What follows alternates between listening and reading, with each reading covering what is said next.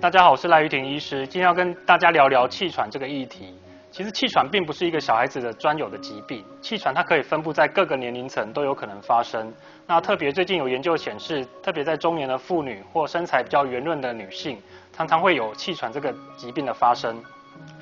那气喘它的症状也不单纯只是哮喘，比如说听起来有 HU 的声音，其实它的症状更多样化，包含说你有时候会觉得想咳嗽，然后特别是咳出一些黏黏的痰液、透明的痰液这样子。那另外一个，有些人会觉得胸口闷闷的，觉得有点吸气要很用力的这样子的感觉，也有可能是气喘在后面作怪。那另外一个常见的症状则是喘，比如说有些病人走路会喘或爬楼梯会喘。那通常这样的症状通常是浮动的，并不是24小时持续的发生。那有些时候喘到最后，甚至会影响到你的日常生活。